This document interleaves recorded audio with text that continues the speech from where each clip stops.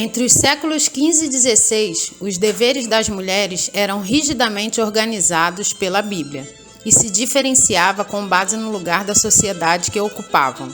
As mulheres deveriam seguir a imagem da Virgem Maria, pura, imaculada, que era propagada pela Igreja, que era o padrão esperado na época, e as que não seguiam esse padrão eram caracterizadas como tentadoras e sexualizadas e tidas como bruxas, que deveriam ser caçadas e mortas. A ideia de que a mulher era propriedade do homem, educada para servir a seu pai e irmão e posteriormente ao seu marido, é algo que vem se perpetuando ao longo do tempo.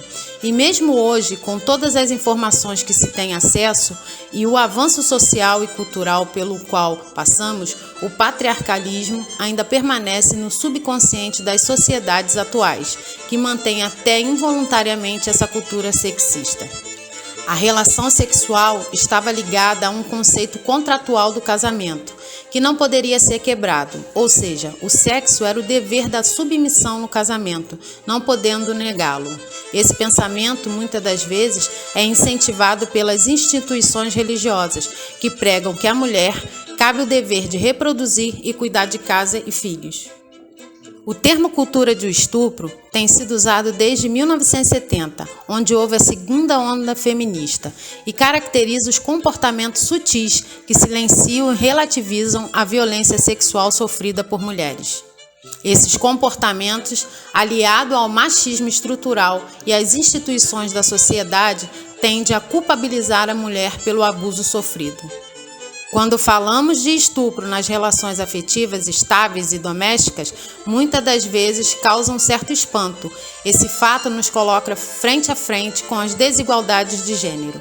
Desde a conquista de direitos de igualdade entre homens e mulheres, estabelecidos na Constituição de 1988, ou seja, foram necessárias 3 décadas para a promulgação de leis nacionais regulamentadoras da violência praticada contra mulheres. O estupro marital ou estupro conjugal só se diferencia do crime de estupro devido ao grau de intimidade afetiva de quem o comete. Ainda hoje discute-se sobre a possibilidade do estupro praticado pelo marido constituir a excludente do exercício regular de um direito, o que parece ser absurdo, mas que mesmo atualmente é o pensamento de muitos. O Código Penal brasileiro traz expresso no artigo 213, compondo o título 6º dos crimes contra a dignidade sexual, tendo como definição a seguinte redação: constranger alguém mediante violência ou grave ameaça e ter conjunção carnal ou praticar ou permitir que com ele se pratique outro ato libidinoso, ou seja, a não anuência do ato já é caracterizado estupro.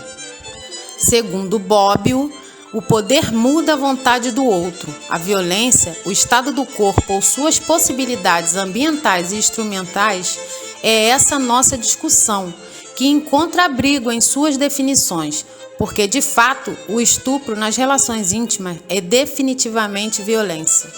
A antropóloga e pesquisadora Rita Segato afirma que na situação de guerra sempre dependeram do controle dos corpos, sobretudo do corpo da mulher, que sempre teve uma grande afinidade com o território, e que quando se toma um território, ele é marcado e sobre ele colocam-se marcas de nova dominação.